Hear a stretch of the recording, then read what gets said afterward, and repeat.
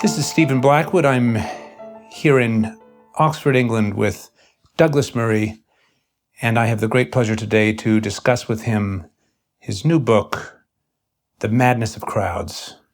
Douglas, thank you for coming. It's a great pleasure. I know that because this book is only just now being released, not many of our listeners will yet have had a chance to read it, although I hope very many of them will avail themselves of that opportunity in the nearest possible future. But just to whet the appetite, so to speak, what is the madness about which this book is written? Well, it starts in the premise that something is going badly wrong in our societies, by which, broadly speaking, I mean Western liberal democracies, and that we are going through some kind of great derangement. People are behaving in ways online and off that are more and more deranged. They are ruder, more excitable, to be polite about it. And I've been noticing this for some time, and let me get specific.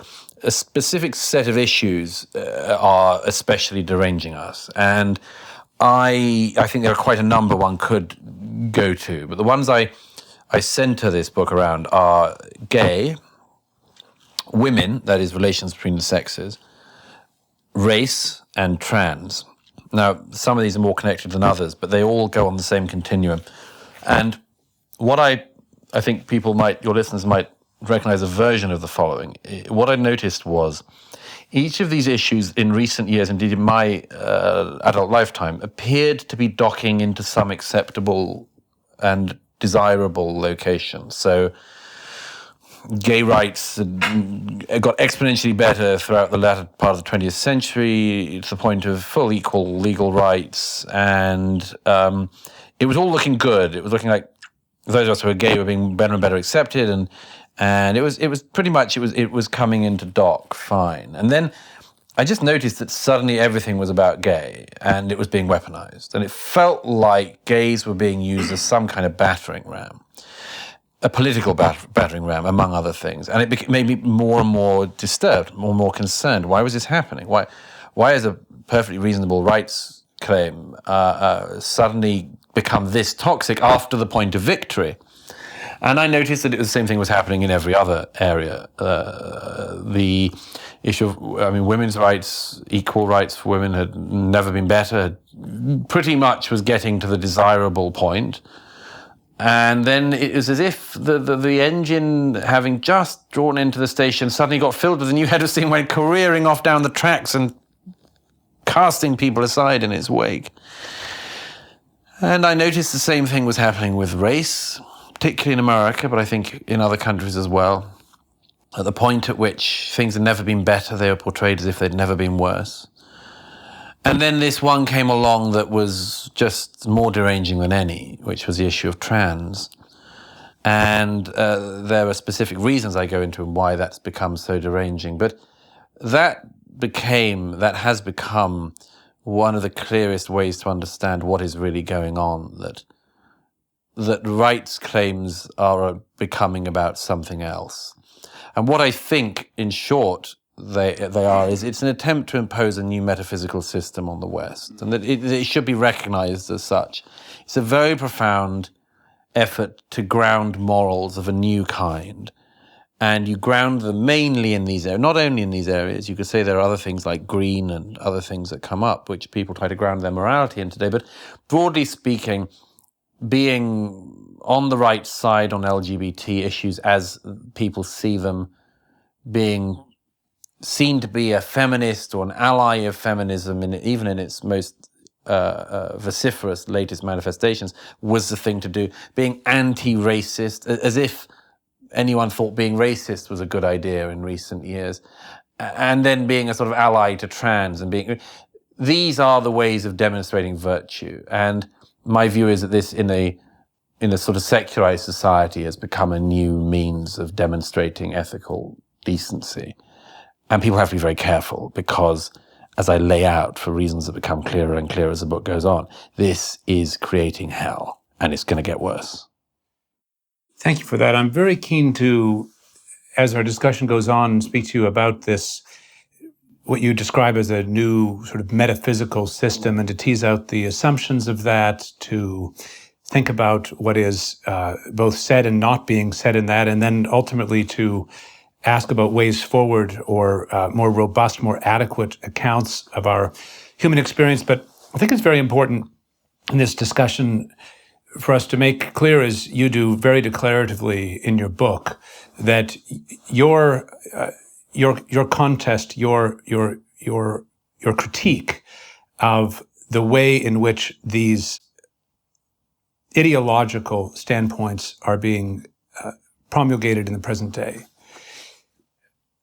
is not for a second to contest that there haven't been or may not be still what you call, I think, legitimate human rights claims and concerns. Right. So lest anyone should, for a second listening to us, wonder whether Douglas Murray's position in this book is simply to be critical of those, let's say, well-meaning people looking to secure equality of rights and access of marriage and so on and so forth. To the contrary, you're yourself a strong, from all I have read of your work, they have a very well-delineated position in favor of those obvious and necessary forms of progress and recognition of the, you might say, the full diversity of forms that human beings take. So if I can just start with that, the acknowledgement that there have been in the past and are legitimate human rights claims, and set that to rest at the very beginning of this conversation. I thought, for example, I think this needs to be said for those who haven't had a chance to read your book, your consideration in the final chapter on trans of the writer Jan Morris. Right. You're clearly very sympathetic of the complexity of, sympathetic to the complexity of reality, and you speak about Jan Morris precisely to show that there are those for whom there are profound questions here that need to be asked and addressed. Something is happening. Something is happening. So I want to do that because what I'd really like to ask is, what is it that is going on that is distinct from an effort to satisfy a genuine human rights claim? I think one thing starts in the following, which is, when I give that analogy of the train appearing to draw into the station, then weirdly careering off into the distance with a new head of steam. What I mean is that, among other things, rights movements don't seem to be very good at going home when the battle is won. Now, some people say, well, the battle isn't won, so why would we go home? Well, it would seem to me, and I give a lot of examples in the book, that there's a type of person for whom the barricade attitude suits them. These people have become rather dangerous in recent years. The late Australian political philosopher Ken Minogue came up with a phrase in The Liberal Mind, which I quote, where he referred to what he described as St. George in retirement syndrome. And I think to a great extent that those people who...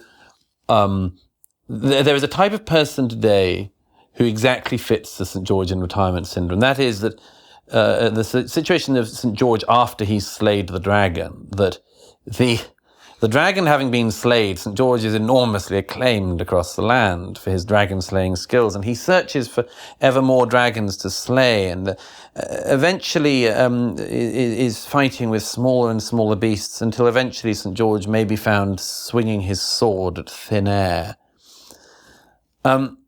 There are very interesting examples of this that have gone on. For instance, the gay rights campaign, there are significant elements of it in the gay press and elsewhere that have realized in recent years that basically the thing is over, the thing is done, dusted, battle won.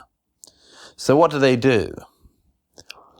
They either have to pretend the battle isn't over, in fact it's never been worse and that's why you've got to give us your cash, or they have to find different fights to pick up.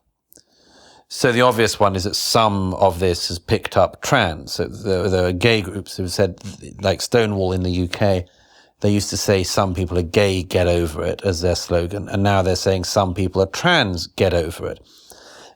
these are, as it happens, I think, and I demonstrate in the book, very different demands, actually.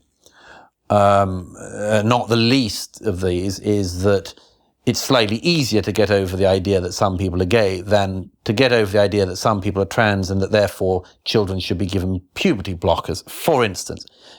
The get over it doesn't seem to be quite the tone to speak about that in. But that's one option. One option is you pretend it's never been worse. Another is you transfer your campaigning onto another thing. To a great extent, this is all of the things I'm describing are, and obviously many people will find this highly offensive, but here we go, it's the case anyway.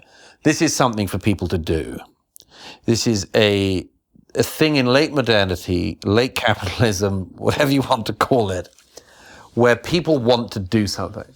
They would love to have been at the Stonewall Inn on the Crucial 9. They would have so given those cops hell, they think. They would love to have been at the height of the civil rights movement in America. They would have been on the right side, and so on and so forth. So there seems to be some generational attitude that has come after these major rights fights have occurred, and after an enormous amount of very brave men and women have fought hard.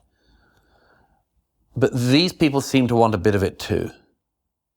Well, I suppose the reason I wonder about the motivations there is because we have huge problems in the world that don't make the grade. Whether we want to talk about poverty in certain places of the world, human trafficking, it's any number of things that are very well documented, acknowledged by international bodies that don't ever even make it onto the, as it were, the radar of outrage.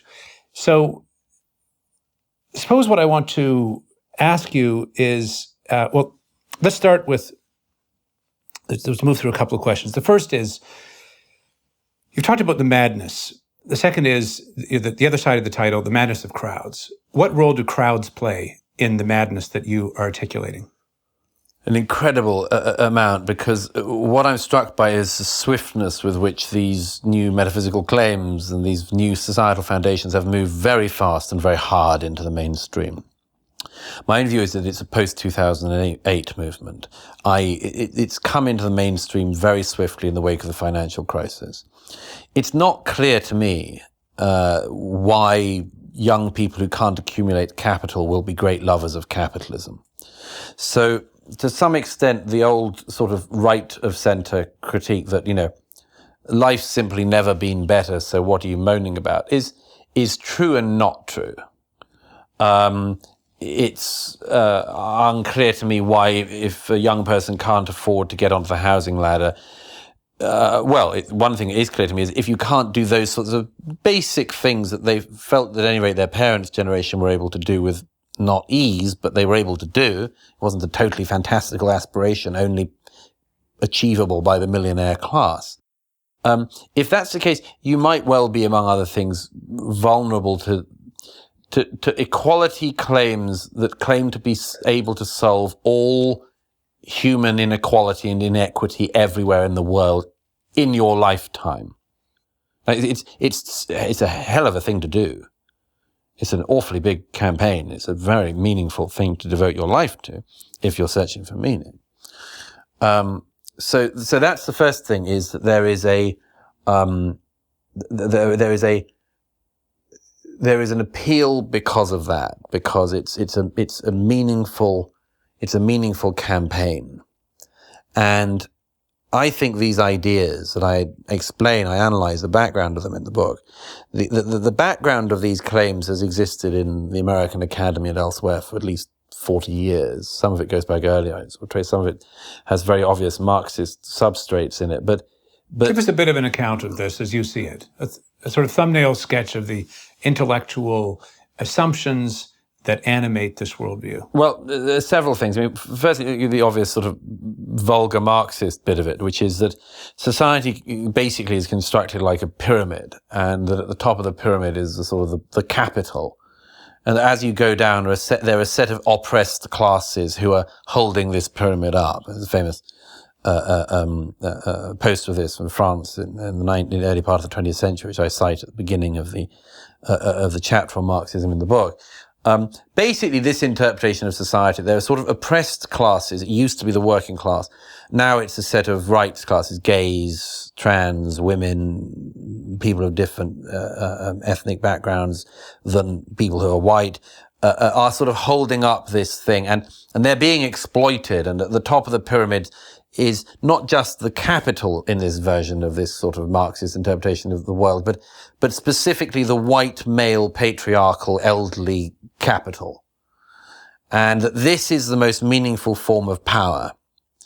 And I think one of the other parts of this is that this very clear interpretation of, and again, this is a whole load of latter part of the 20th century theory, but apart from anything else, this sort of Foucaultian idea that power is the best way to understand the society that we're in, that really our society is obsessed and dominated by power and power dynamics and power discussion, and therefore if you can only work out where the power resides, you can squeeze it out of the people who get it so that everyone else can drink some of it up, and then we all grow. So is it safe to say, as I read that chapter in your book, the argument is, and of course others have made this argument, that the Marxist critique, which is to say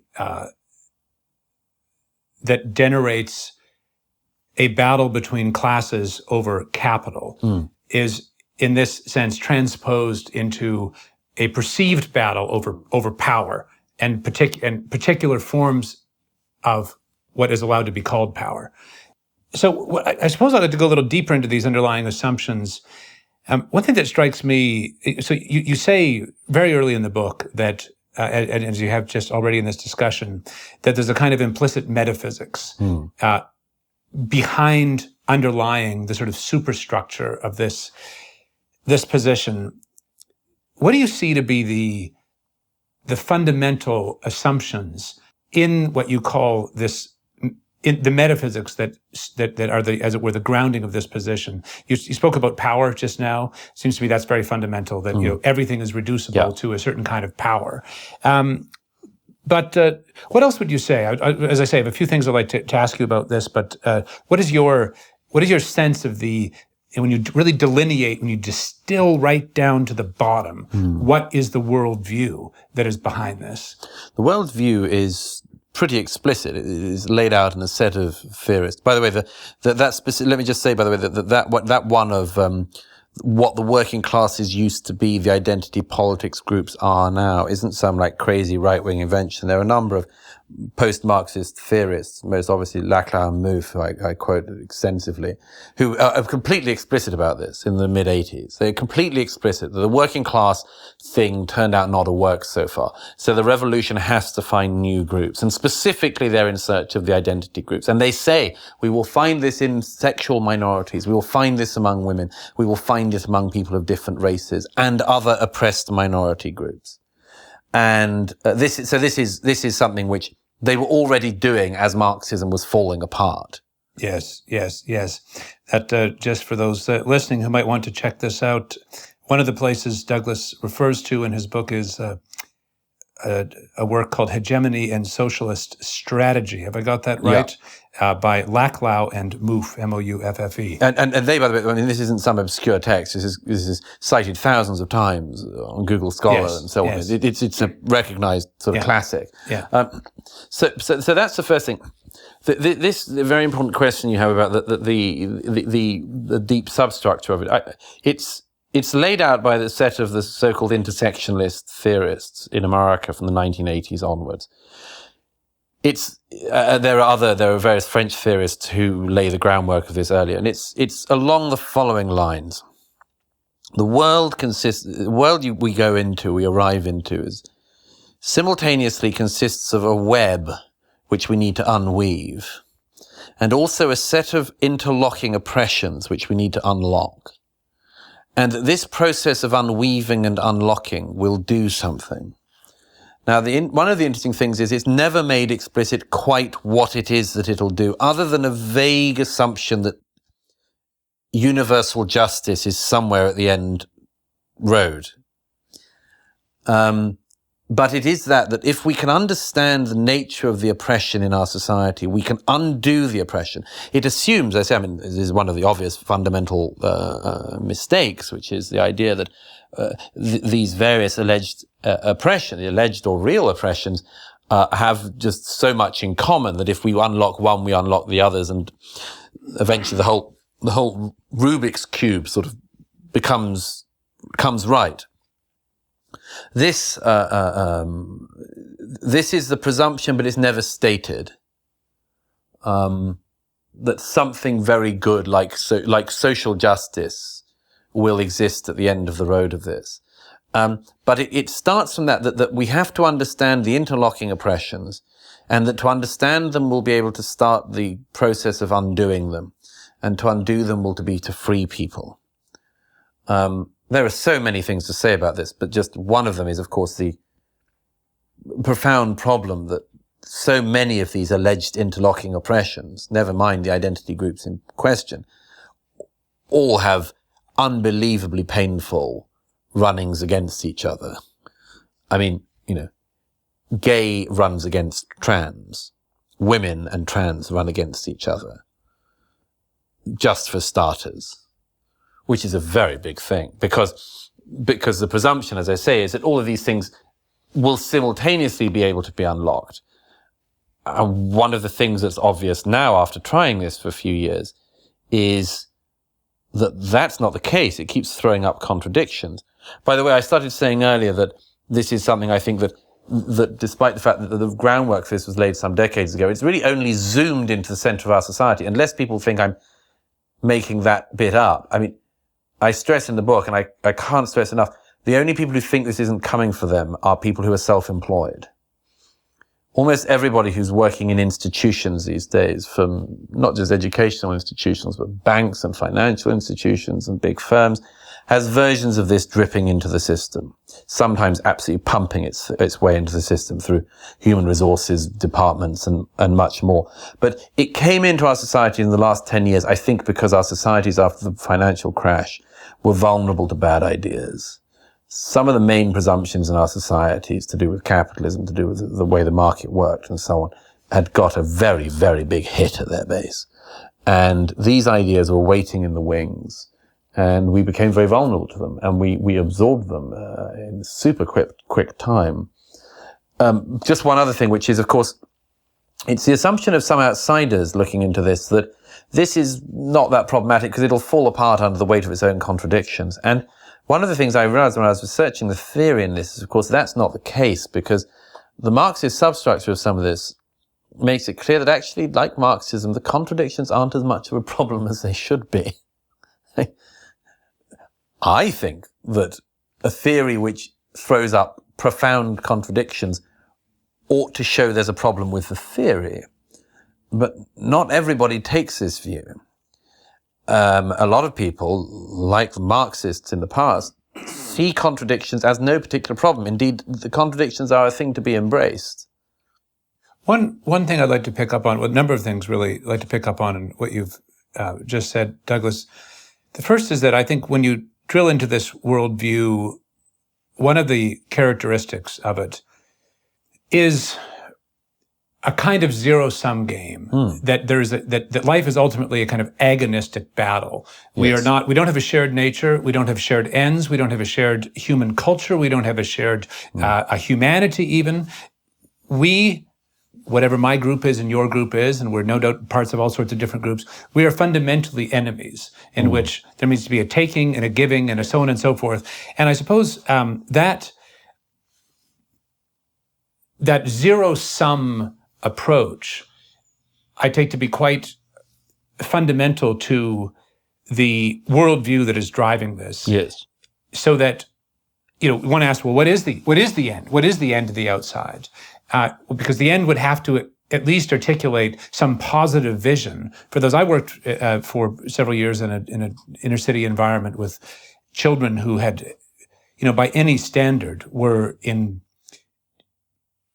profoundly difficult circumstances through absolutely no fault of their own. And, to be with them was to have a sense of their inner potential, their possibility, their talents, the ways in which they were actually oppressed and maligned and maimed in the world. And I bring that up because to do that work at all, the work that people would call the work of justice or empowerment, demands that you have some positive vision of what this person can become. And what I find very absent in this zero-sum worldview is any positive account of the human person. And that well, that's certainly true, but there's a deep and obvious advantage that this worldview has, which is that it plays to grievance, and it plays to the sense that life is unfair and someone's to blame. So there's a reason I'm not there, and it's because I've been held back because of one of my innate characteristics. Now, this isn't to say that people haven't been held back, and doubtless still are held back in some places today because of innate characteristics. But again, I mean, you could play that game endlessly now, because, I mean, who on the planet cannot claim that something about themselves has at some point been used against themselves to hold them back? But then the presumption, which is why the zero-sum game point is important, is that if you get it from the other group, you will get more yourself. So the weaponization of women against men and men against women suggests that if the men could have a bit of a worse time, the women would be better off. Whereas the evidence would appear to be that if the men get a bit of a worse time, the women will end up with a slightly worse time too, maybe a much worse time. This really gets to something very fundamental. Talking to you, Douglas, I'm so glad you put it just that way, because this is where everything in me rises up to say that this worldview is both profoundly wrong and unjust and counterproductive according to its own ends. So what I see in this is a kind of reductivist materialist determinism, if I can put it that way. So I am, whatever my physical, sexual, racial characteristics are, of course, no sensible person would say those are unimportant or not importantly constitutive of our human experience. But the position is that those are wholly determinative of my horizon. Well, there's several things going on simultaneously, and a lot of people want to have all of it. They want not to be captives of their characteristics, and yet, if it goes wrong, do want to be. So it is useful on occasion. It's useful if your life goes wrong or badly or not as well as you wished. And then, of course, there are people waiting in the wings for whom this is purely politics, and that's worth remembering as well. And in each chapter in the book, I give examples of the moment when I realized if we're talking about power, what we're really talking about in the weaponization of these characteristics is political power. I saw it first, I think, with the way in which black in America was becoming synonymous with left wing. As an example I give in the book of the famous white woman who pretended to be black, Rachel Dolezal. Michael Eric Dyson is interviewed on MSNBC about her, and the interviewer says, "Do you think that she can be black? She works for NAACP. Do you think she can be black?" And he says, "I think that Rachel Dolezal has adopted our community's concerns, our grievances, et cetera, and he says, I think a lot of them African Americans would recognize that she's basically more one of us than, say, Clarence Thomas." Okay, so at this stage, being a black man who happens to be conservative doesn't count as black anymore. The white woman who is campaigning in exactly the right way is black because she's got the right politics. Try it on every single one of the other ones. Is there a more famous, more important, more successful feminist in the last century than Germaine Greer? Yet Germaine Greer gets something wrong in this equation and is exiled from the feminist movement because she won't do the trans thing. Or won't do it in the way that certain people demand. Right. And then there's the very clear one of Peter Thiel, who I cite the example when he comes out for Trump in the 2016 Republican convention in Cleveland. He's the first time somebody on the Republican platform says, it's not the first time somebody gay has been on the Republican platform at the convention. It's the first time somebody has said that they are gay and said, I'm proud to be gay and I'm proud to be an American and so on. Should have been a great moment for the gay rights movement in America, or what remained of it. No. It all goes horribly wrong. Advocate, the main gay magazine in America, immediately runs a piece saying, Peter Thiel may sleep with men, but in no sense is he gay. Because gay had by that point, in the hands of the people who were by then weaponizing it, like the people who were weaponizing race, like the people who were weaponizing sexuality if it's trans, and like the people who were weaponizing men against women and women against men, had become a purely political thing. It was, if you've got the right politics, you can be allowed, but it's not about the characteristic anymore. So it's a double-sided thing here, because on the one hand, there's this reductivist, determinist materialism in which you are only these physical characteristics, let's say. And then on the other hand, there is, I think this is also quite important in this worldview that you delineate in the book, or that underlies the phenomena that you delineate in the book. There is the view that your identity is entirely unconnected from is not subordinate to any kind of, rational determinations whatsoever. So, gay or trans or race or whatever these things may be, in the examples you give of Greer and Thiel and others, Dolezal, they're actually completely unconnected to the objective facts on the ground. So one of the aspects of this I see is that, and one of the great strengths of the madness of crowds is how you bring a burden of evidence and examples to show how these positions have become inwardly incoherent. And it seems to me that incoherence, or that refusal to submit to standards of coherence, is also quite a fundamental aspect of this, metaphysically speaking. Yes, we go back to the contradictions thing. The contradictions don't seem to be a problem. One of the reasons I've done this, one of the reasons I spent so much time looking into and to some degree laughing at this amazing set of presumptions that are being imposed, is that I honestly beg people to step back from this brink, because there is an awful lot of ugliness down the road. And you touch on one of them with this issue of what is this? What really is the thing about the characteristics that we're talking about here? If you can't ever escape them, what are we to do? What are we to do if there's something bad about the characteristics or something negative about the characteristics at some point?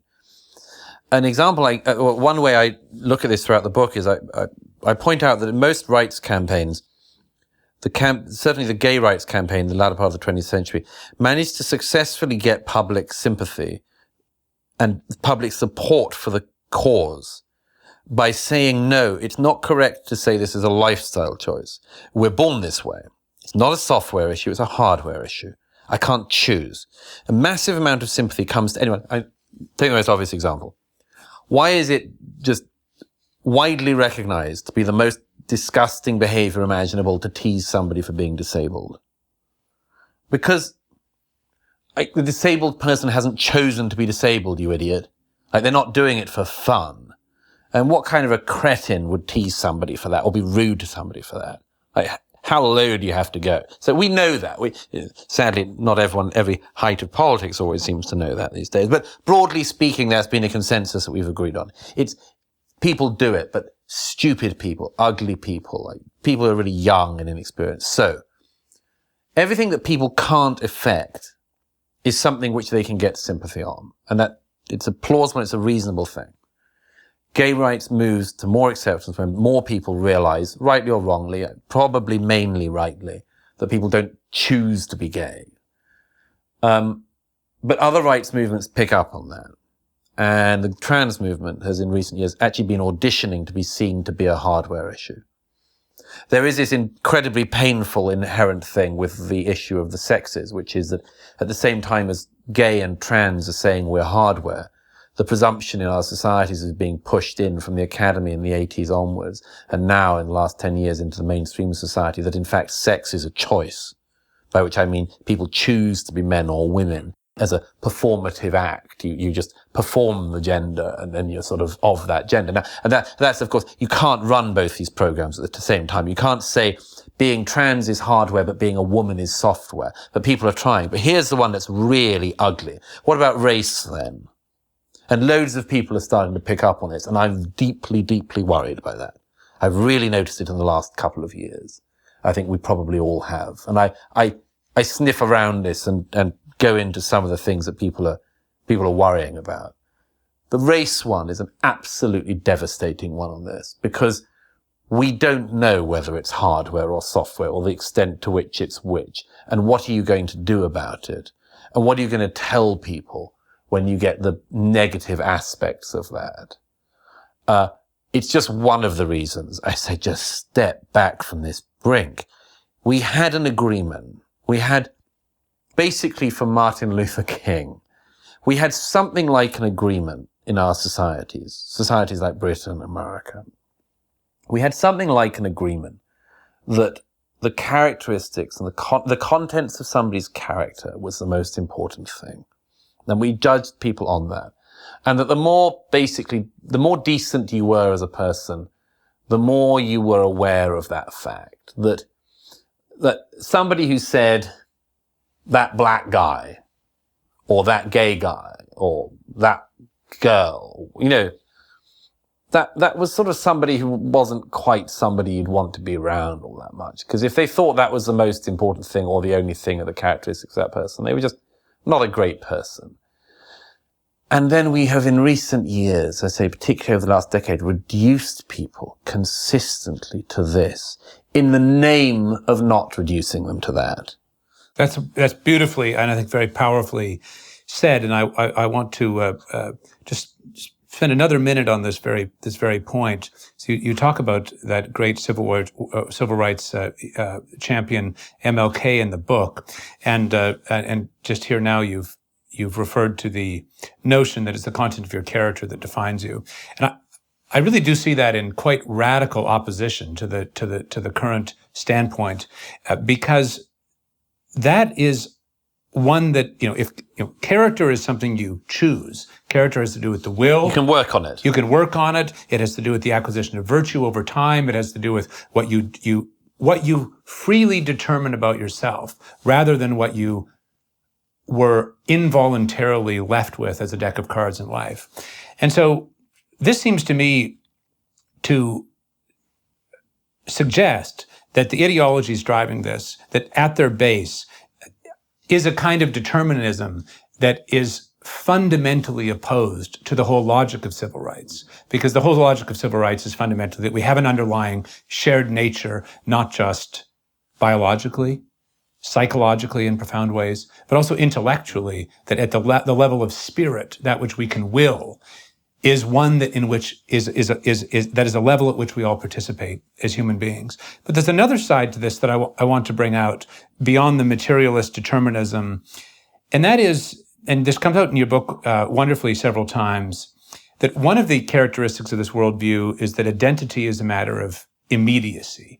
It's not something that develops over time, that becomes more meaningful through challenge and trial and suffering and ambition. It's a kind of epiphanic revelation. This is me. No, I know what I am. I'm 4 years old. I'm 7. I'm 12. I'm 16. I know what I am.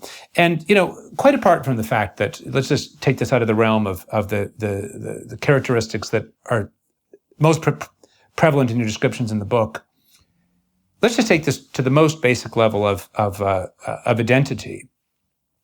I mean, I just don't buy it that immediacy is the thing. I mean, I know that's the popular view, but let's say, for example, let's take an example of anything deeply meaningful. Let's say your attachments to family or culture or intellectual realities. Let's say that the piano. Let's say, I know that you have a background in music, as do I.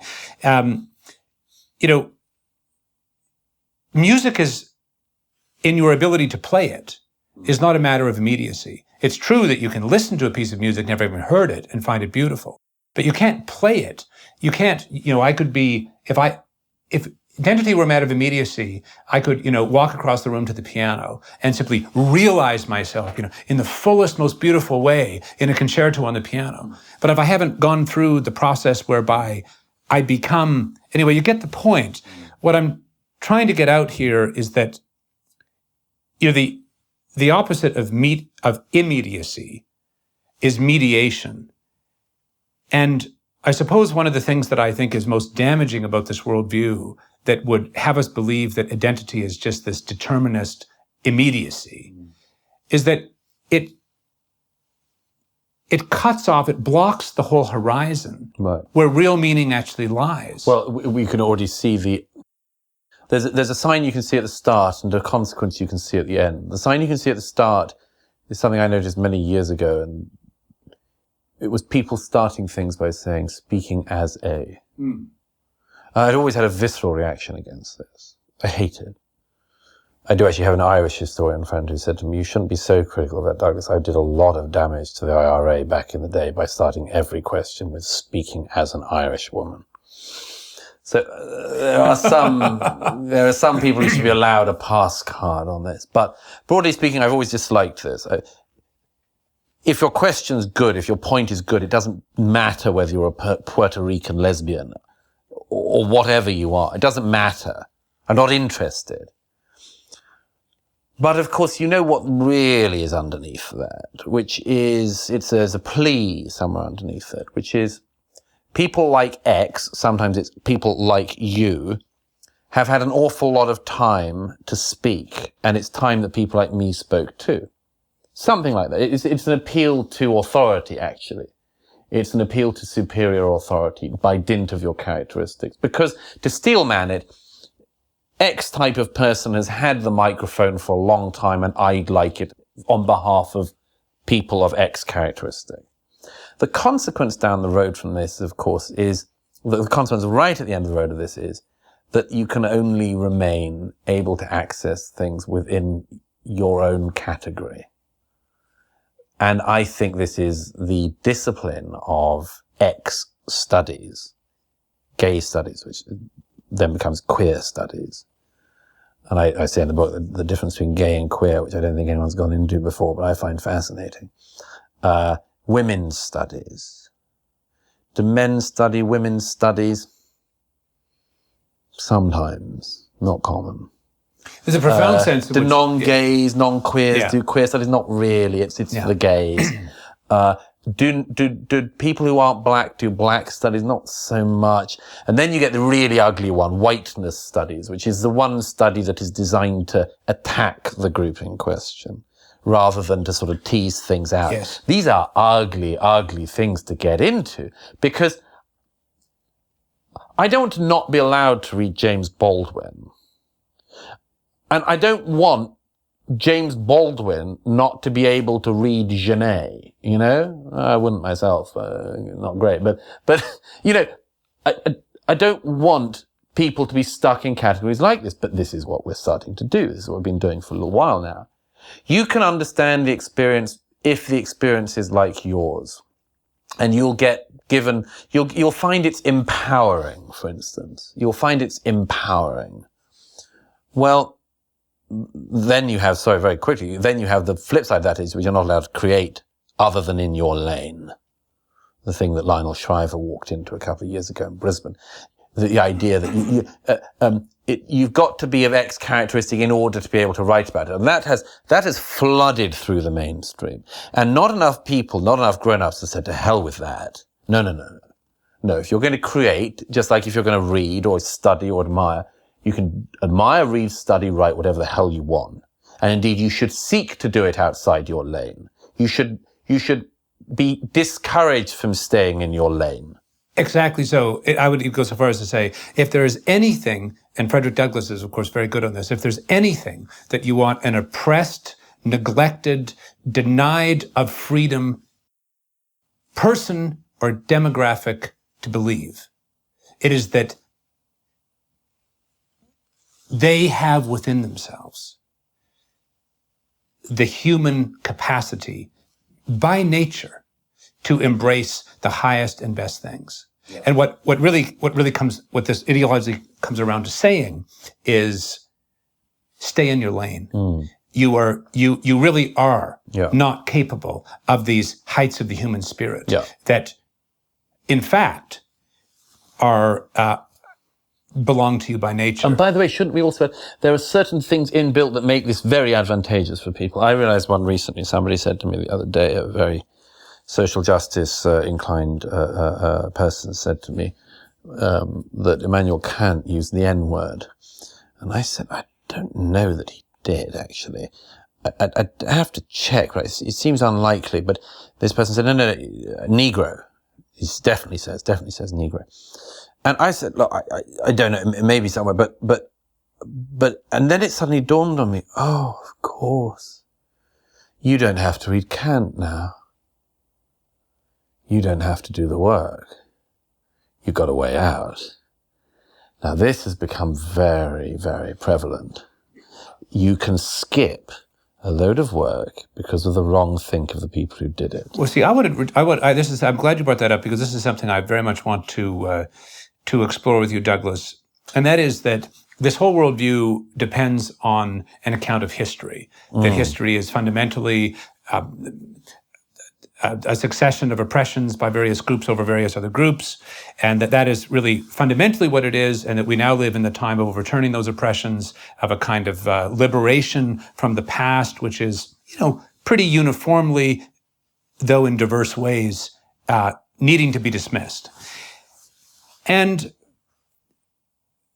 the whole language of privilege, or of whether it's checking your privilege, or of putting some awareness, coming to some awareness of the power that you have. That whole standpoint portrays itself as in opposition to the historic record, to the received past. And I want to ask you a few questions about that, because, well, for a number of reasons. First, because I want to really get into why the past has to be considered so evil. Because for the first thing I think we need to say is that most of the critiques made of the past are so intellectually facile as to be ludicrous almost at face value, as if, for example, all men were intentionally oppressive of their wives and daughters. I have one of my best friends has three daughters, and though I know our friendship is very deep, I can never imagine a circumstance in which he would intentionally or otherwise put our friendship above what he would know to be the very real good of his daughters. And so the point I'm looking to make here is twofold. The first is that the critiques that underlie this worldview of the past are intellectually absurd. The second is that one then has to ask, well, why are they made?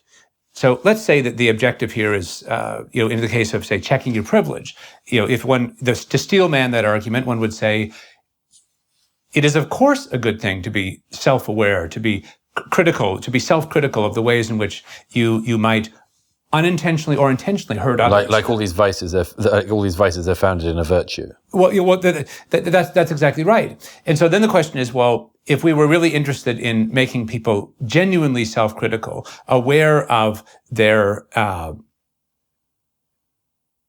tendency towards,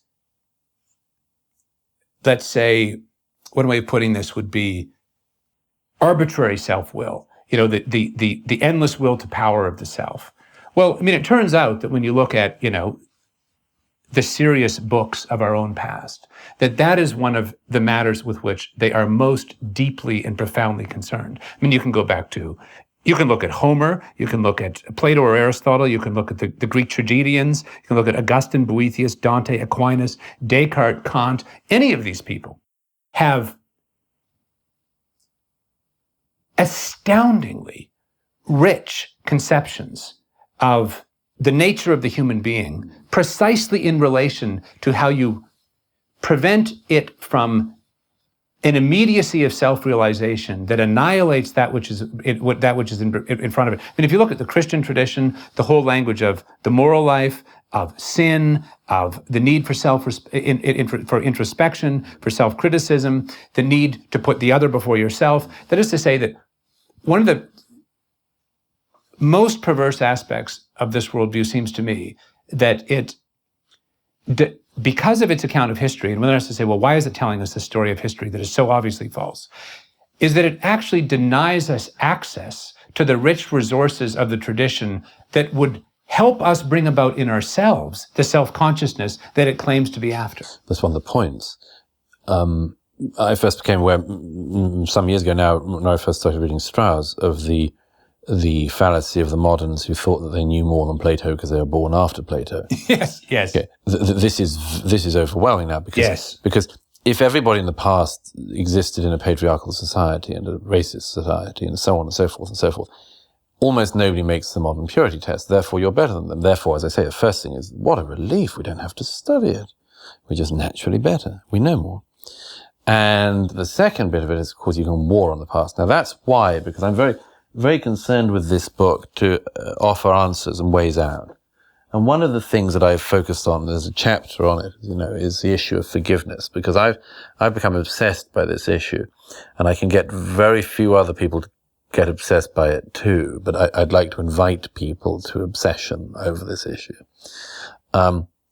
This idea that we can stand in judgment on the past is, among other things, very dangerous, because I submit every people's and individuals in the world in history have always done things which we look back on afterwards and say, what were they thinking? And of course, the fallacy that's built into it very often is knowing what we know, why did they do that? They didn't know what we know. Yes. The world didn't mean to go to war in 1914. I mean, not everyone wasn't completely pumped for it and just couldn't wait for 4 years of war. They had no idea.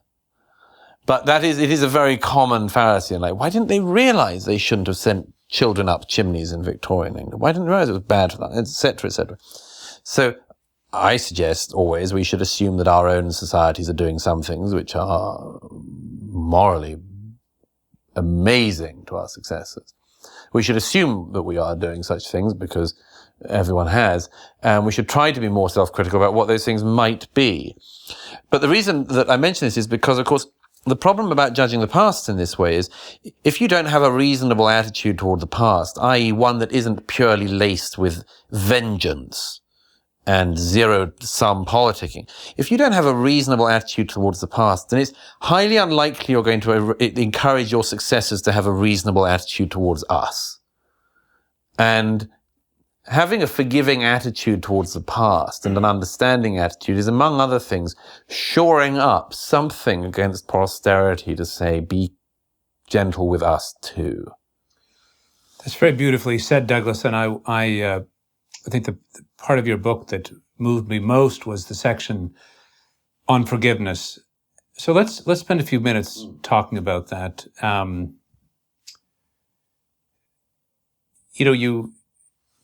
You say in the very early pages of your book that these kind of weaponized ideological standpoints are aiming to articulate a new metaphysics, or a metaphysics. And we've given a few characteristics of that over the last few minutes. But the spirit in which you've written your book is not merely diagnosis, but a brave effort to put things on the table in the hope that we can move past them. And so that the question I think that leads us to is, what are the characteristics of a standpoint that would be more adequate to the fullness of our living together, to the fullness of ourselves as individuals and as living in relation to one another? And you often, several times in the book, you say, well, if on the one hand the view is there's nothing but power, let's look on the other hand and think about love and forgiveness. And I have the sense, as I read your book and the other things I've read of yours over the years, that you believe that love and forgiveness are real things. They're not merely ephemeral or imaginative. They're not merely imaginative constructs. They're actually real. And so what I want to... I think the same thing about truth, by the way. Like truth. Well, and we can... There's a wonderful section in the book that if we have time, we'll come back to on truth. I want to ask about forgiveness. If it's even possible, what does that say about the nature of the real? And if we can oppose that to the zero-sum game, right? Because the zero-sum game is there is no forgiveness, right? No, it's just never. Take from one to another. You do one thing once in your life and you're toast. Yes. And it's a vision in which there's no recovery, right? Ever any recovery. No. And so the very idea that forgiveness could be real presents a radically different standpoint. And you say it, in fact, at one point, if I have this right, I'm going to find this here in the book. You say that at the heart of which attitude lies the strange retributive instinct of our time towards the past, which suggests that we know ourselves to be better than the people in history because we know how they behaved and we know that we would have behaved better. And then you continue, however, to view the past with some degree of forgiveness is, among other things, an early request to be forgiven, or at least understood, in turn, because not everything we are doing or intend to do will necessarily survive this whirlwind of retribution and judgment. So my question is, Douglas, let's make this as concrete as we can. All of us have done wrong things. All of us have hurt others. What is forgiveness? And what does it mean that it's real?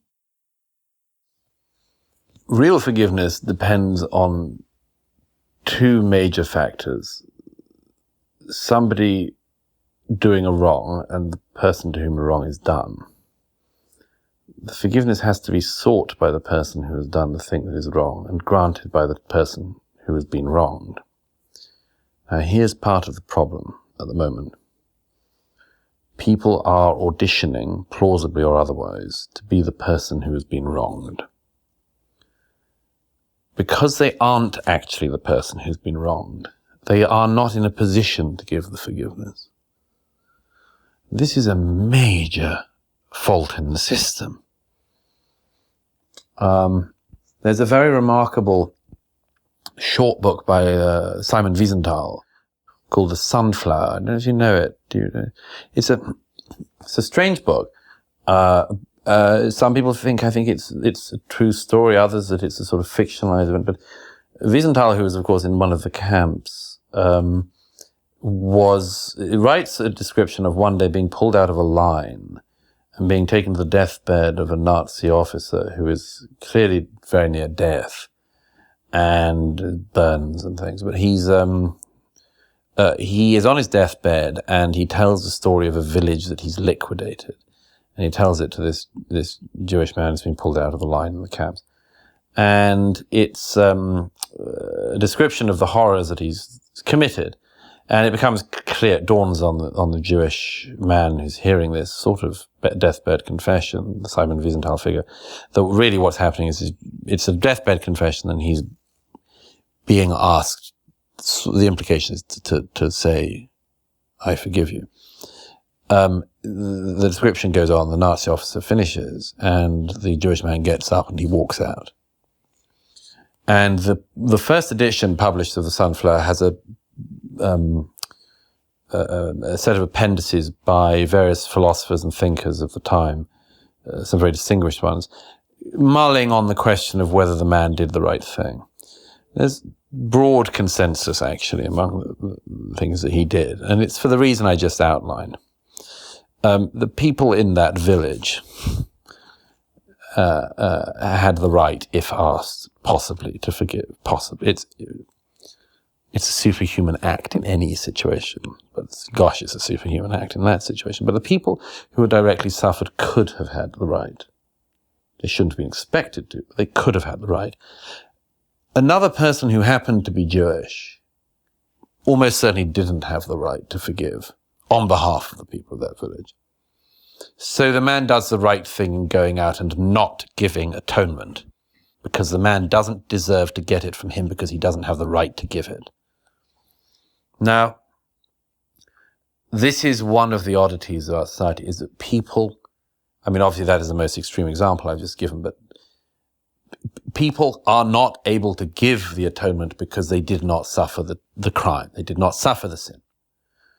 And this is becoming a very, very pertinent thing these days, because there are plausible and very loud, increasingly loud demands for things like reparations for historical wrongs. And you've even seen in the last year the movement from people saying that there should be reparations for people on behalf of racial groups, although they themselves did not suffer the wrong, people of their own racial group in previous generations did. You've now seen already the spilling out of that into things such as reparations to gays. Now, that's a very interesting example, because a gay person today who has not really suffered at all should almost certainly not get any cash, because somebody they didn't, Alan Turing, for instance, was tortured basically because of his sexuality in that day. But that doesn't mean you just give a gay guy today like £500,000 for Alan Turing. Why doesn't it work there? And more people plausibly think that it's a plausible thing to do in relation to people who never themselves experienced slavery, colonialism, or whatever. But the point here is there's a set of things built in again, isn't there? It's convenient for some people to claim that such a hurt has in fact been done to them, that they are still suffering from that hurt. And we don't have any way to gauge that. And take that forward to the social media age. In the social media age, it is absolutely impossible to know whether or not the claim that's being made of hurt done is at all true itself. We simply have to believe it every time. I'm hurt by X, which has led us to this very strange position in society where there's an arms race to be hurt. See, a few things to say in response to that, and I want to bring this back to the fact that some of our listeners are likely at the younger side of life and looking for some sense of how to find their way through this complex minefield. But just to pick up on what you've said about victimhood, no one would deny that there are not victims, that some people are victims. But as there's a wonderful conversation between Rabbi Sachs and Jordan Peterson on this very question, in which it becomes clear that the problem in a victimhood narrative is not that there aren't victims. Of course there are. Clear-cut, certainly, people who are simply victims of the actions of others. But that in order to transcend that wrong against you, in the case of a victim, you cannot do that by understanding yourself exclusively as a victim. You can only move forward against the wrong by transcending the wrong, by saying, I'm not simply going to be defined by that. I have a transcendent subjectivity that can rise up, that will no doubt remember and live at some level in relation to this, but can rise up above it. So yes, in the most extreme example, if the person who has been treated like an animal must by necessity not accept that the thing they've been treated as is what they are. Yes, that's exactly the point I'm wanting to make, so that what I take to be one of the characteristics of a more adequate worldview that I see to be present in your book implicitly and at times explicitly is a sense of our, yes, embodied, and yet at the same time transcendent subjectivity. And so I want to return to this question of forgiveness, because I think you very rightly say that it's not up to us to forgive the wrongs that have not been committed against us. But there's another side of this that I think needs to come out, which is that it makes all the difference in how you act if you act as though forgiveness is possible, Right. rather than that it isn't. And one of the most sobering and saddening aspects of the phenomena you delineate in the book, Douglas, it has to do with online culture, social media, the way in which your life can be over because of a tweet. I have some. I won't read them now, but some very powerful passages in your book in which it becomes. You really bring out how online culture has this immense, very irresponsibly wielded power, and so to bring it back to our listeners who are trying to find their way, navigate their way through these high seas of contemporary culture, but to live lives with integrity and meaning. It seems to me that one of the questions is, how do you act when you believe that forgiveness is possible? How does that lead you to just really make this very concrete? I don't mean to be abstract. How do you live in relation to others if you believe that forgiveness is possible and that life is not a zero-sum game? Here's one thing. You take risks. You're willing to take risks. In your life choices, in your actions, and sometimes, very often, in your attitudes towards others. That doesn't mean the risks are endless or boundless or can always be forgiven, but you don't decide to just slip through life being as harmless as possible. And let me make this concrete. I give the example, I'm not an enormous admirer of Hannah Arendt, but there was an essay of hers, a lecture of hers in the 50s that I cite in the book, which I was very struck by when I came across it a few years ago. And Hannah Arendt talks about the nature of acting in society. She says, our big problem, or she's saying this in the 1950s, and my God, how much more true this is today. She says, the problem always for us as human beings was the problem of action in the world, because we never knew what the consequences of our actions would be, what the consequences of words would be. And the horror of it always, for us as a species, was that we knew that we would see and understand the consequence of actions and the unbelievably wide variety of potential repercussions from them, and that once they're out in the world, we have no way of pulling them back in. That a word said can't be unsaid, and that a deed done can't be undone, and we're stuck with it. We're stuck with the things we've done, with ramifications that can go out everywhere and can change the world for the negative, for the worse. This is an unbelievable burden, and we've always had it. In the online era, oh my God. This is why I have enormous sympathy for young people growing up in this melee. I have much more sympathy than a lot of people of my own age. I've just turned 40, so I'm an old timer by now. But but I some people, just think the young people are going nuts and so on. No. They are confronting this absolutely central question, which is worse than it's ever been in human history, because we live in this era where, for instance, one maybe flippant example it sounds, but it isn't flippant for the girl in question. A young woman in America is going to her prom, and she's takes a photo of her in her dress, which is a sort of red Chinese-inspired prom dress.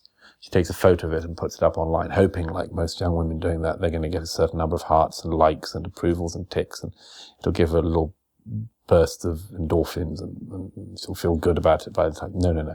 This poor young woman, immediately the photograph goes around the world. People accuse her of cultural appropriation for wearing a Chinese-inspired dress whilst not being Chinese. And by the end of the evening, she's around the entire world with people saying, oh, is casual racism the theme of your prom? What do you do in the world where just what you wear one night at one prom in one far-flung state somewhere could be everywhere in the world by the end of the evening? There's one thing most of all you would do. You would act less and less and less. You would do less and less and less. Now, this brings me back to Hannah Arendt, because Arendt makes a crucial point. We only as a species ever found one way to deal with the horrific difficulty of the question of acting in the world, and that was the mechanism of forgiveness, which of course religion has been particularly good at addressing, but in general, it has been the only mechanism to get out that we have. And it's an enormously complex subject, obviously, but without something like the mechanism of forgiveness, action just continues forever, endlessly, irretrievably, appallingly. And we, as societies, at the same time as the social media world, the communications revolution, all of these things we all know about, at the same time that has been going on, has been making acting in the world more and more precarious. Nobody seems to be thinking about forgiveness. What does it mean? How does that girl who wore the Chinese-inspired prom dress get atonement or forgiveness from it? Do all of the people in China have to simultaneously say, we are not offended anymore, we forgive you? What is it? What is it? What about people, I give a couple of examples, who've said stupid things in tweets at various points. What do you do in your life what good can you do that would be seen to have atoned for that? And the answer that our society says is nothing. Nothing. Now, there were mechanisms, even in not very distant past. The most famous example is the British politician John Profumo, who after being found to be having an affair with a couple of call girls who were also having an affair with the then Soviet military attaché in London, created this famous scandal in Britain in the 1960s, the Profumo affair. John Profumo leaves frontline politics after this scandal, but it's recognized that, broadly speaking, that he atoned for it by working at Toynbee Hall in the East End of London with deprived people pretty much for the rest of his career. So that was seen to be atonement. Even a sort of increasingly secularizing society. It wasn't specifically Christian. It did definitely have a Christian component, this idea. But there was a way out. What is the way out today? Not even being, a minister with call girls and a Soviet military attaché in the picture. Just a normal person making a normal mistake at a normal age online.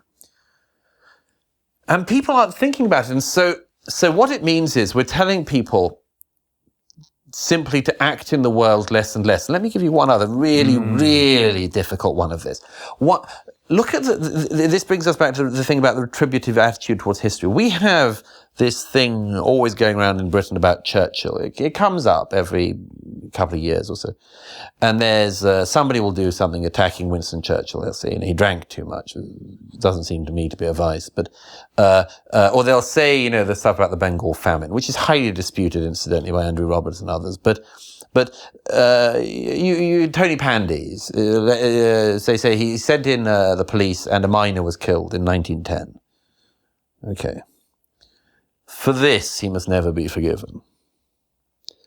Now, most people resile against this. They know there's something wrong with it. Now, the thing that's wrong is two things. The first is something people seem to be, broadly speaking, aware of, which is, I'm sorry the miner died 110 years ago, but oughtn't it to count as something that he saved civilization in 1940?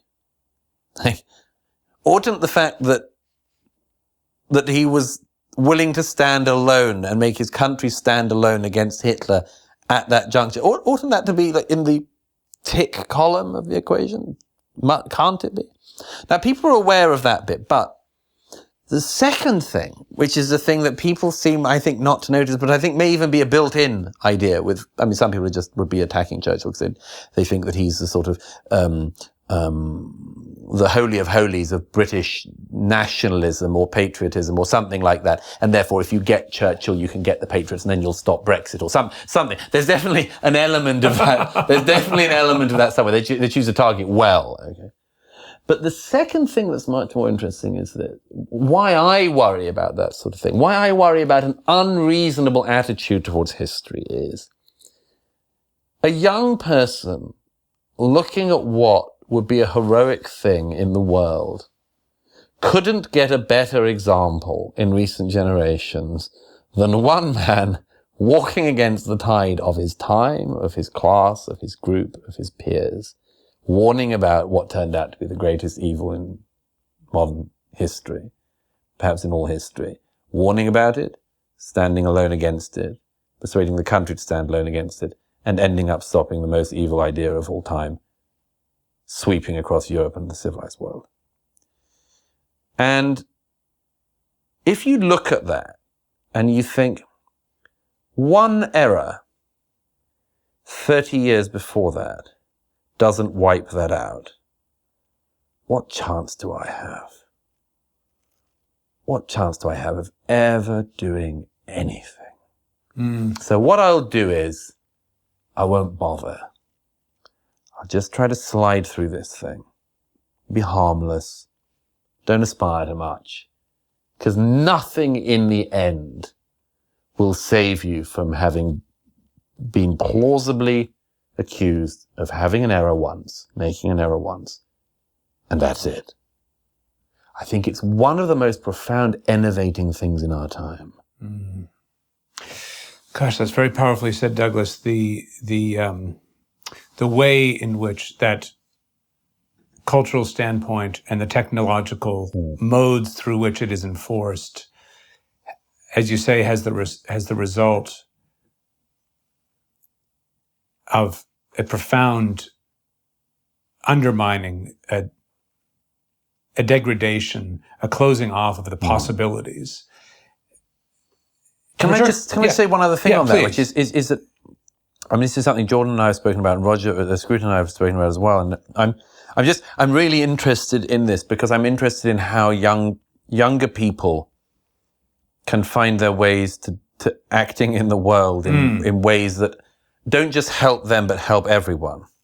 And I have this thing about the harmlessness culture, the sort of don't offend anyone, don't take risks because they're dangerous, don't, etc. That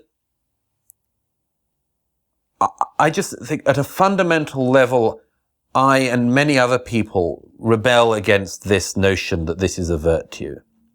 Because I just don't think that we as human beings should aspire to being only harmless.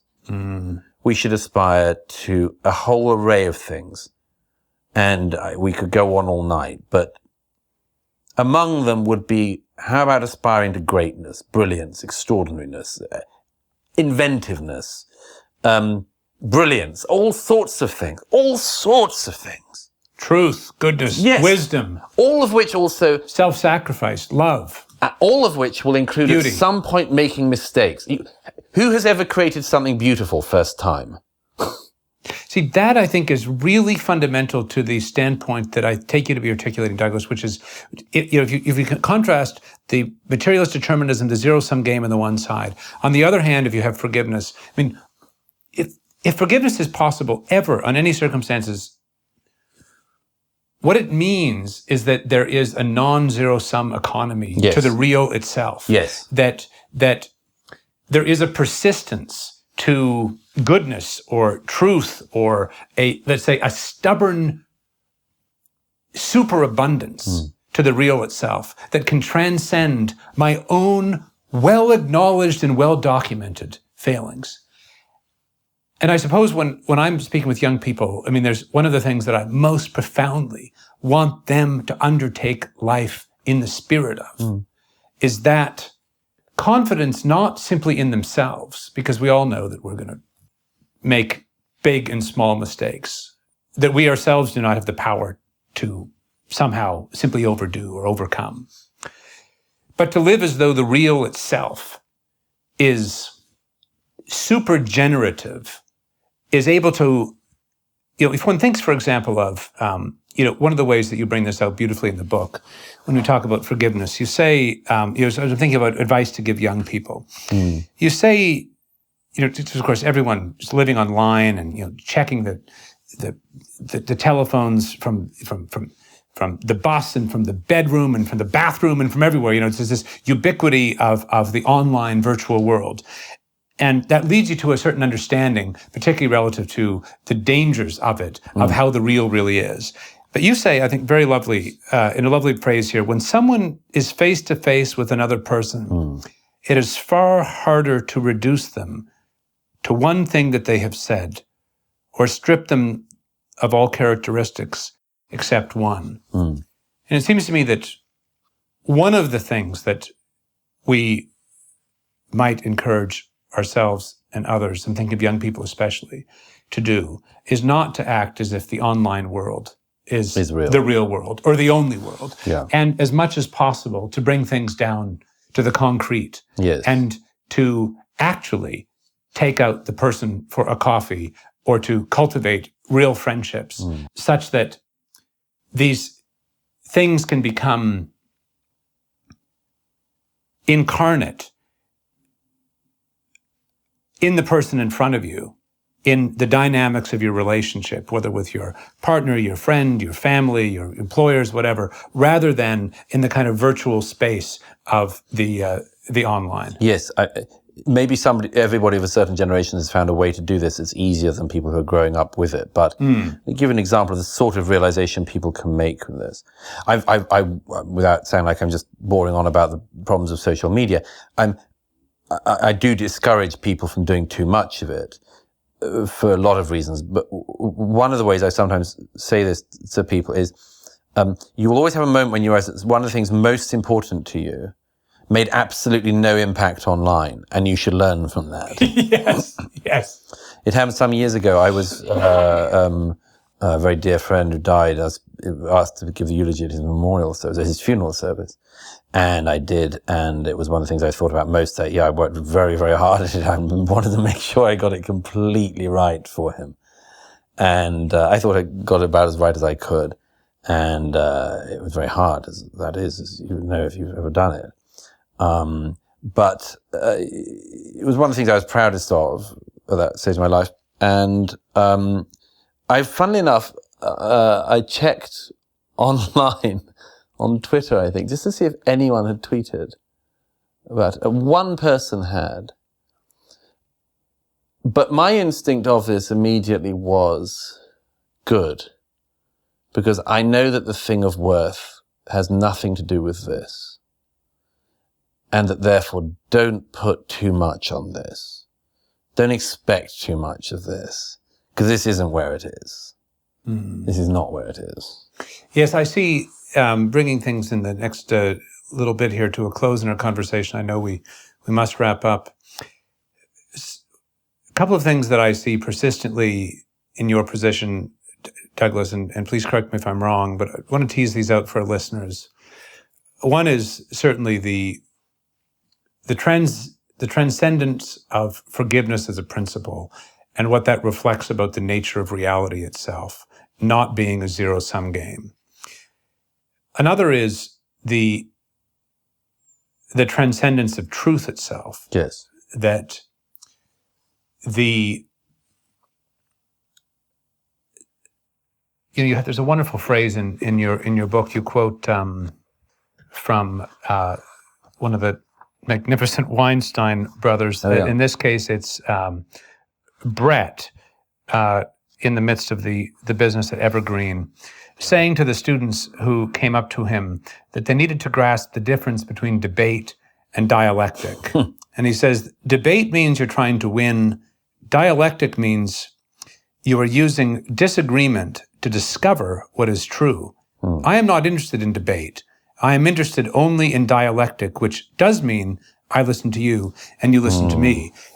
But the very confidence, the very possibility of dialectic in the sense that Weinstein says it there, is to presume that there is a truth to reality that transcends our own grasp on it, and that we can have this conversation and come to a deeper sense of it than we could otherwise. And so, concluding our discussion, I want to ask you a couple of things.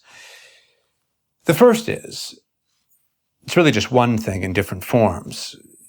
I want to know, for our listeners, many of whom will be great admirers of Douglas Murray, I want to know what were the influences for you in the habit and power of your mind, its self-critical abilities, and your capacity for courage.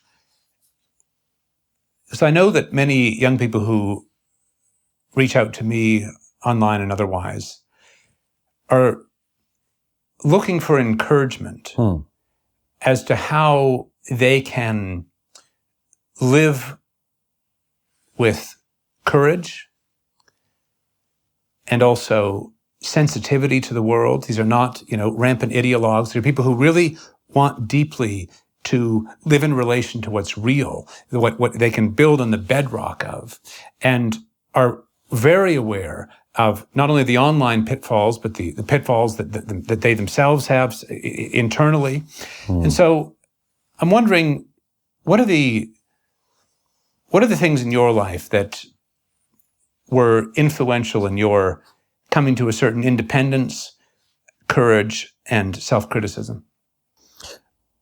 Let me, I will answer that. But let me first start by saying something about dialectic. What Brett Weinstein says there throws up two very important points. The first is, I don't know about you, but in my case, I feel much more confident about the dialectic and my interest in it the older I get, because I feel less risk in it. When you're young, there's a risk in it, because there's a risk you're wrong. And it's harder to deal with that the younger you are, I think. Not everyone feels this. I think because when you're young and you're wrong, it's an assault on yourself, because you're still creating yourself. So you don't want you don't want to be wrong on too many things, because that's you, and you're not formed completely yet. And it feels like an attack. I mean, why are people who are young worse at taking criticism than people when they're older? Because you've had less of it and you think it's about you. And if it's about you, then, oh hell, maybe I'm just not suited for this life. And in my case, I mean, like a lot of you, I'm much more ideological when I was younger, because it seems like less of a risk not to be so ideological the older. It's less a risk the older you are, to just not really care that much. You want to get to truths, the truth. You wherever the information comes from, you'd rather be right in the long run than just have the right feeling that evening. And so I think that one thing is, you do have to have a certain confidence. And that's why what Brett was saying to those students at Evergreen was completely correct, and to the wrong audience, because there was no way that these students standing outside his office gibbering and screaming. But here's a part of the problem, is that people are being told, you are living at such a dangerous time that you can't risk the dialectic, because the dialectic might be Nazis coming through the back door secretly. I mean, you've got to remember the lunacy and the craziness of what's being suggested here, which is a liberal arts college in Oregon is basically about to turn Nazi. Highly unlikely venue for it, in my view. But that's people fear the discussion if they think they're on the brink of the catastrophe. And if you're told you are always on the brink of the catastrophe, then why would you risk the discussion? So that's the first thing. The second thing, though, is there's a very, very interesting issue about this in general. When I was growing up and reading my own way through the things that I was becoming interested in, I wasn't doing so purely for intellectual pursuit. One of the things I found rather disappointing in academia when I was at university, largely this was my own fault, but one of the things I found disappointing was the sort of abandonment of the idea that we were actually engaged in the pursuit of truth. There was a sort of sense that the whole thing was an intellectual game in some way, and I just sort of felt at some quite deep level that wasn't what I thought I was in it for. That's what I didn't think any of us were quite in it for, and I was rather surprised to find that was the case. I never forget, and maybe I shouldn't say this, but I never quite, one thing that encapsulated it for me once. I met the very distinguished poet Seamus Heaney, who his work I like, but, a poet. I mean, a poet, that's who's going to tell you the meaning of life when you're 20. I remember seeing Seamus Heaney at something once. He'd read my first book, and we were talking about a poem of Oscar, a rather obscure poem of Oscar Wilde's, and I remember he said to me, what do you think the etymology of this word that Wilde uses is? And I was so frustrated. I thought, I don't want to talk to a poet. I don't want to talk to Seamus Heaney about etymology. I want you to tell me what the meaning of life is, mate. Yes. What do you think we're doing here? And that seemed to me to be, in some ways, encapsulated for me a certain thing that, at any rate, for me, university risked, that we were going to play the interesting game, but we weren't really going to get to what I thought was on Yiddish, you say the tuckless, the thing of the meat of the matter. The meat of the matter. Yeah. And I do, I do think, I'm interested in things not because it's a game, but I think we are getting somewhere, or at least I hope we are. I don't mean we as a society, but we as people. We're doing something here. We're doing something. And one of the few ways I can encapsulate this is I think we're trying to find out the thing. And it's the thing worth finding out about. Now, that brings me to the question you asked about. And may I just interject for a second to say that it seems to me there is a wonderful parallel between what you've said about forgiveness and what you said about truth. Right. Because both of those, if I can have a conversation knowing I might be wrong, that I might make all sorts of provisional and false assertions, but in the confidence that in that conversation there will come to be a richer grasp on what really is than I came in with. Just as I can act knowing that I will make mistakes, but that the nature of the real is such that even those mistakes can be taken up in a better, fuller sense of things. That they will be absorbed within it. Yes, both in relation to forgiveness and in relation to truth, this position would suggest that there is, well, to put it frankly, a kind of transcendent economy, an economy that transcends those failings that can take it up into itself. And that is, so just to be clear, what that is to say is that if even my false assertions can be a way into a deeper grasp of the truth, if even my, in retrospect, wrong things I have done can, in a fuller sense, become means of a deeper, fuller sense of the real. It seems to me that both of those things indicate that, not to think about things in any sense religiously at all, but both of those things indicate that the nature of the real itself has a non-zero-sum character. So, on with thoughts and advice, reflections, you might say, to young people, many of whom I know will be great admirers of yours. A bit of advice about how to approach the complexity of things so as not to be cowed by the always apparent downsides. The first thing is always run at what you really want to do. Because the worst thing that'll happen is you fall a bit short of it or very short of it. But it's better than not doing it and ending up in the wrong place completely. And I think I probably had a vague idea that by now I'd be a poet or novelist or something. And I don't know. I mean, the fact that I didn't write poetry probably held me back on the first of those. The fact that I'd never written fiction probably also held me back on the second of those. But that aside, it was going swimmingly. No, but I mean, I just had a vague sense, I suppose, I was going to be a writer of some kind. I found myself writing non-fiction, and I'm not disappointed by that fact. But I mean, I'm saying that I ended up, it's not exactly what I thought I was going to do. It's pretty close.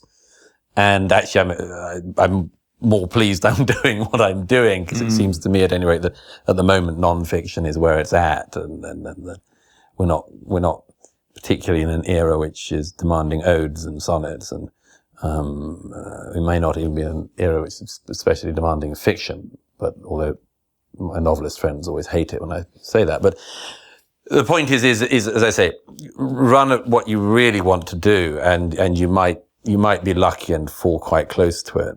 And there's just nothing worse. And I've known so many people in my life, many people close to me who just haven't done that. Often because they're scared, or they're proud, or they don't want to take the risk of failure, and all sorts of other things. And there's risks in everything, but there's a risk in spending your life not remotely getting to the thing you want to get to, and feeling that from the very beginning you were pushed, as Larkin puts it somewhere, pushed to the edge of your own life. and it's better to be able to live knowing you're pretty close to what the life is that you wanted to live than that you were on the edge of your life all the time from the start. But I mean, I've been lucky, but it's not just luck. When I started becoming a writer when I was very young, I wrote my first book in my gap year, and it came out in my second year at university. And so I was already sort of set up as a writer of some kind from I suppose, the age of 20 or so. So I've been in this for 20 years now. And I was lucky when I started writing about current affairs and ideas. My first book was on literature, so it was slightly different, but I was lucky in getting to know and being encouraged by a number of really just wonderful people. Two, from the outset of my career as a writer, who were enormously encouraging were Christopher Hitchens and Roger Scruton. Two very different people. Christopher reviewed my first book and reviewed it very favorably, and we got to know each other after that and became friends. And Roger Scruton was one of the first people who sort of spotted me in a online magazine we were both writing for in the early 2000s, and obviously recognized there was some kindred spirit there. I remember it was meant to be left and right, writing at their best against each other or taking on each other's arguments. Of course, it didn't happen. It was a great big pile on by the left on the right, and I think the only two vaguely right-wing people were Roger Scruton and me, and I remember Roger saying there's about 50,000 leftists and us, Douglas, so it's a fair fight. And and obviously Christopher is very much of the left, and Roger is of the right. I don't think it's any secret. But I was very lucky because both of them took an interest and encouraged me. And funny enough, you look back and you think, it wasn't like, you go on, Douglas, you've really got to, it's just small things. And you also notice it in the absence of other people. You know, other people don't do things. You know, some people just don't do things to help. And, you know, they hear about something they don't tell you, you know. And anyhow, there were many other people as well, including teachers, former teachers of mine and university and others who just helped all the way along. And as I say, when I say it's not entirely accident, what I mean by that is that it's not like sometimes people say, you know, oh, you're so lucky to have known X or Y. It's not only luck. It's like, it's also that it's always worth gravitating towards brave people. It's something I've noticed a lot at the moment in audiences and others. I've taken in recent years to asking people why they go to things. And I'm really struck by the number of student-aged people and below and above who say that they're not entirely able to be honest about what they think in their own lives, and they would like to be in a room with somebody who's saying things that they also agree with, or they would like to be able to say in their own lives because they think that it will help them. And it's true. It will help them do it themselves. And you see, I found this because there are so many people, this has been the case with, who I've been fortunate enough to know and to get to know. They do things, and it's easy. You see, things can look so terrifying when you don't see them up close. From the distance, you'll say, oh my gosh, I can never imagine saying that. But if your friend, your mate, is doing that, and it's in front of you, and it's fine, then you realize it's okay. It's okay.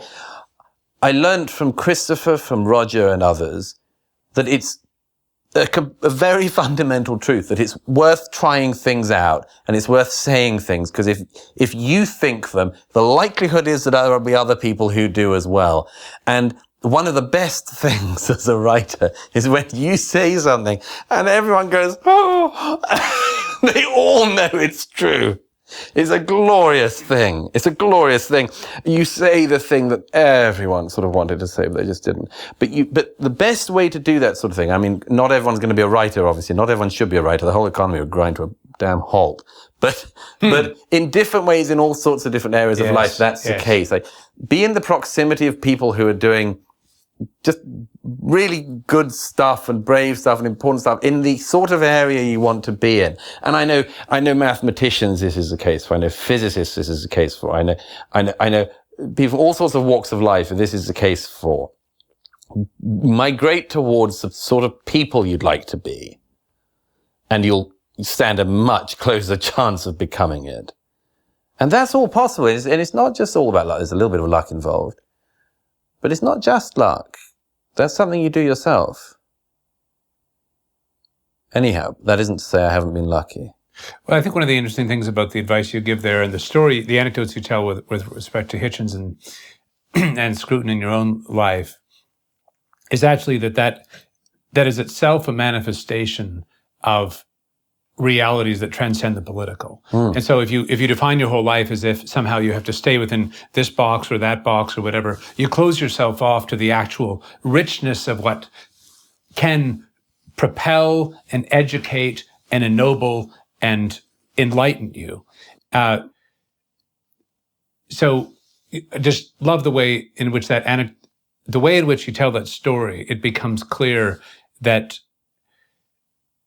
to open yourself to the richness of reality is precisely not to insist in advance that it takes some partisan or closed ideological form, not least because the real itself is more robust and richer than those closed ossifications would ever allow it to be. Also, really, and there's a phrase that I'm very fond of still. There's a kind of dated phrase these days. You don't hear it very much. You used to hear it a lot. A life well lived. Do you remember that? A life well lived. It seems to me that a life well lived is, among many other things, a life lived with a lot of different things going against themselves and against each other, and Say a bit more about that. Working a lot of stuff out as you go along, because, let me give you an example. There's a story that Christopher used to tell of being in Sarajevo when the town was being bombed and mortared, and another journalist one night came out on the looked over the city, stood beside him smoking, and said, "This would be a wonderful time to be in love."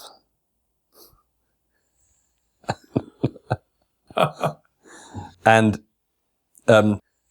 not everyone, but a lot of people know exactly what that person was talking about.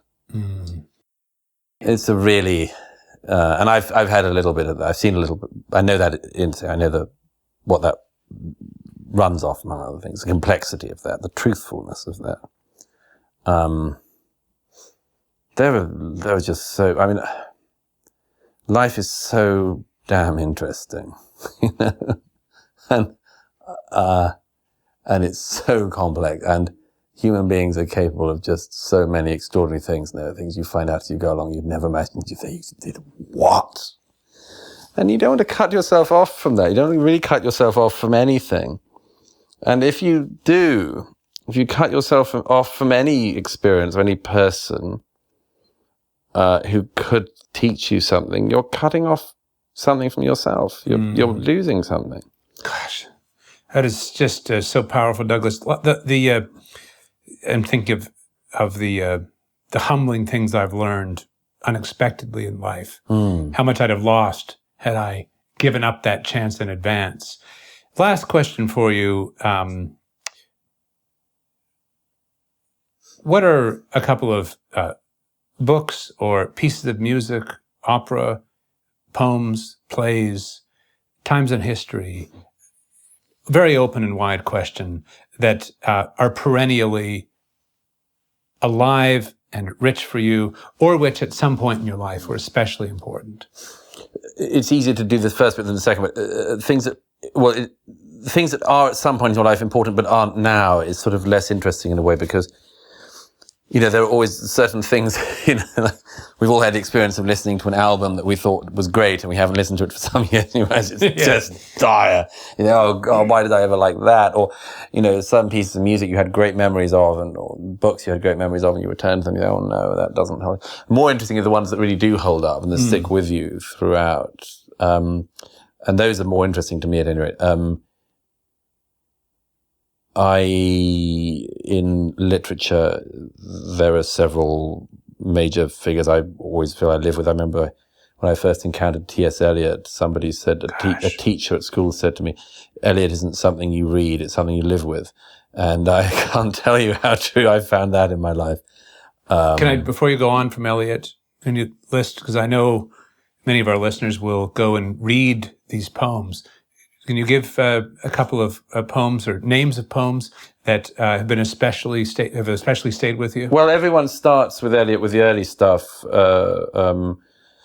Prufrock and The Wasteland and so on. And I think that's definitely very, very worth reading. But those aren't the poems I have in my head all the time. They're not the ones that I live with. The four quartets, the ones I live with. Me and too. They come to me all the time. And some of it you didn't know what it was, and then you suddenly do. Sometimes you do, and then you forget, and then you discover it again. But the four quartets is from the first moment I read the first line, I remember thinking, wow, this is the thing. I mean, I thought this is like St. John's Gospel. I've got to it. I found it. And so Eliot has always been that. There are lots of poets I read. I mean, somewhat Anglo-centric, perhaps inevitably. I'm a sort of early 20th century, mid-20th century person. I love all of that sort of writing. I love everything from the Auden sort of generation, and various more modern poets up through Hughes and Tom Gunn. I'm very fond of, and others. But not everyone will necessarily resonate to all of that, but some of it resonates very strongly with me. Philip Larkin, and bits of things like C.D. Lewis, the individual poems that really have stood out and lived with me. Shakespeare, rather obviously. When I was at school, I saw the film of Hamlet, the Ken Branagh one, the all-star cast, and it was the first time I really thought, wow. And I went home and I got my Shakespeare off the shelf and I read Hamlet properly. Now I sort of probably had read it already, but I thought, oh my God, it's about the thing. Byron says that some way. He uses the phrase "the thing." Is it not the thing? Yes. And Byron, there's also all the romantics, of course. We all go through that, but also some of that lives with me. Music has always been my first love, actually, and I could go on all night. Broadly speaking, there's give us a few composers and of those pieces of music that our listeners can look up for themselves and listen to. I'm a great fan of church music, early polyphony. Think of Palestrina and Gibbons and people of that sort. Yeah, and Tallis. I still think one of the great joys of my life was once singing at a friend's wedding in the course for performance of Spem in Alium, the 40-part motet. You mentioned that in your previous book, Strange Acts of the Europe. Yes.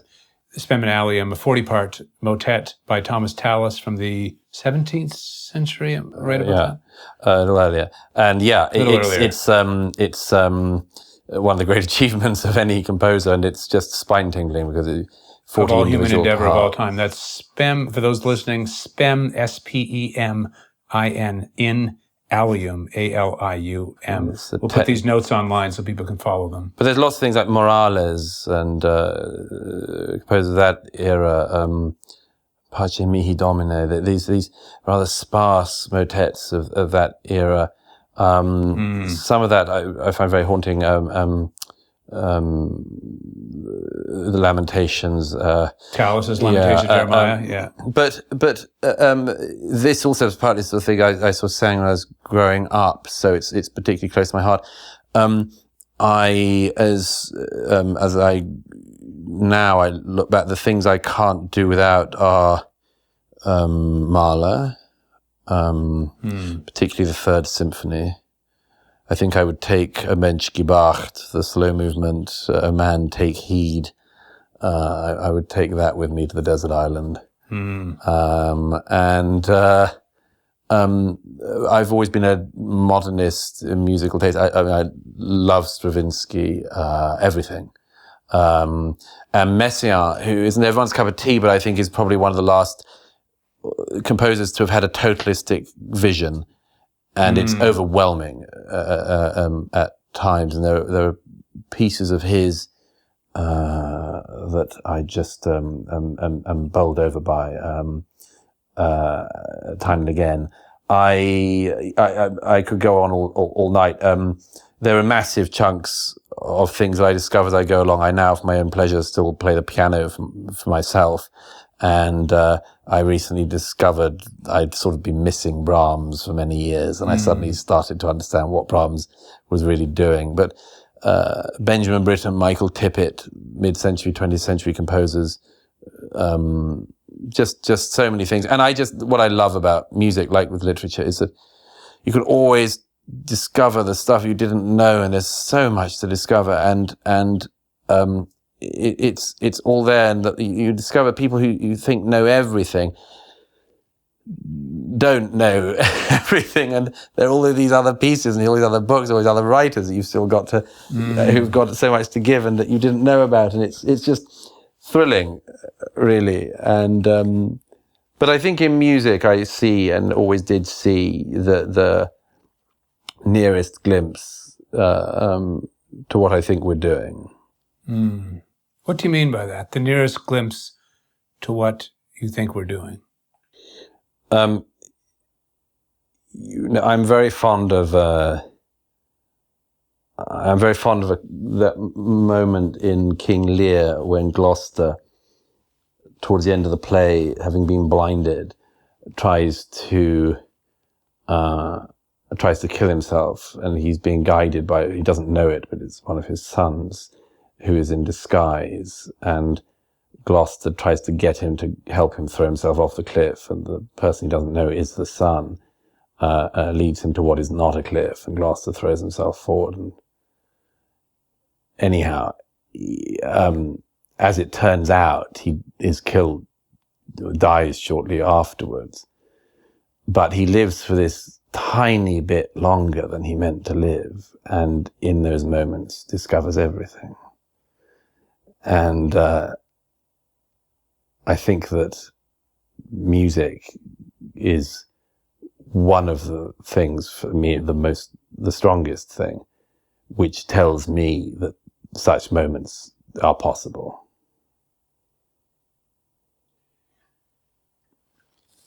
Douglas, I think that's the best possible moment for us to conclude our discussion, which has ranged from madness in your just coming out now book, Madness of Crowds, which I encourage any and all to read, not only for its diagnosis of dangerous phenomena, but because it points beyond those very things.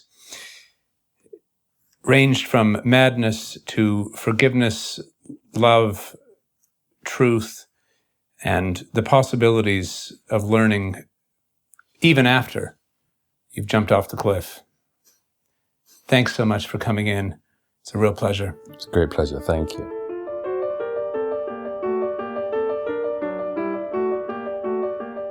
You've been listening to the Ralston College podcast.